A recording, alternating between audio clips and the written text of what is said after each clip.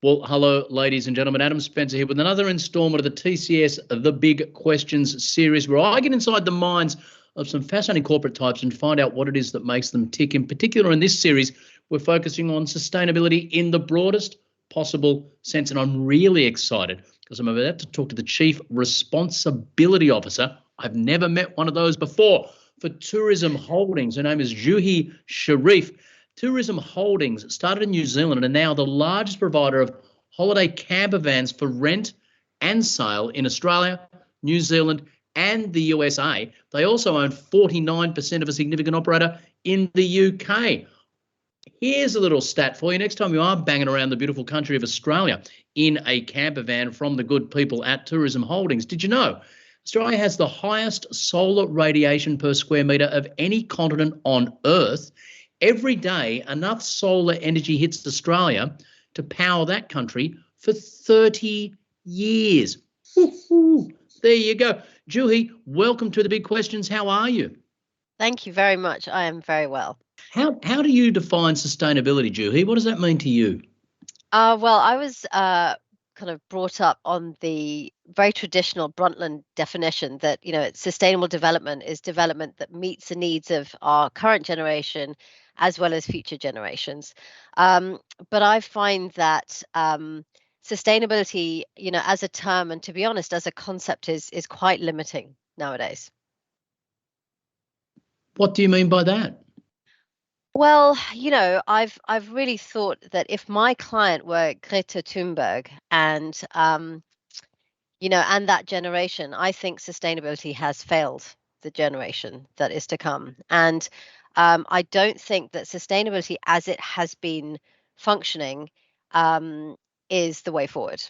So it might seem quite controversial given the fact that, I'm responsible for managing risk and sustainability in my business. But what I mean by that is actually we need to be thinking more ambitiously. So we shouldn't just thinking about how do we get from conventional development to sustainability, but then how do we get from sustainability to restore our environment and our communities and then to become regenerative. So it's really a kind of a bigger picture and a bigger vision that is, I think, a bit more inspiring than just being sustainable. How important, it sounds like the organisation, both your organisation and the other groups in the community you work with, are quite a diverse, eclectic bunch. Is there a strength and a sustainability to organisations that tap into diversity a little bit more in this day and age? I firmly believe that the more diverse you are, the more resilient you are as an organisation. I think that the time for having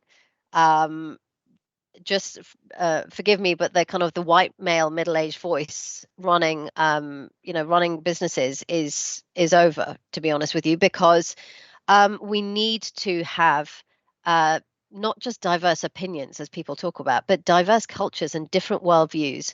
And it's one of the things that I have found most rewarding in coming to New Zealand, because I have learned a lot about the Māori culture. Obviously, I'm still learning. So Mataranga Māori and the kind of the wisdom that comes along with that worldview. Can you give me an example of the role that technology is helping you and your, for now, live, work, play more sustainably? Sure. I mean, look, I think that technology just enables me to really help to join the dots in an international way, right? So what I'm able to do is to connect with change agents all over the world who are working on similar projects and collaborate in a way that I never have before. I mean, this is something this is not new, but certainly for me that it's absolutely critical when you're trying to solve global systemic challenges. You want to know what's worked, because if you've got a sustainability challenge in a certain place, it's not even necessarily that the solution will come from another city in your country. You may be most similar to a city in Scotland or a city in the States, or a city in the Bahamas. Who knows? But essentially, that kind of sharing of good practice, I think, is is fundamental if we're going to solve some of our global challenges. I said at the beginning of this little chat, I'd never spoken to a chief responsibility officer before. I was really excited. I'm not going to forget it. It's been an absolutely wonderful chat. Thanks for answering some big questions from Tourism Holdings, Juhi Shareef. Thank you very much. Great speaking with you.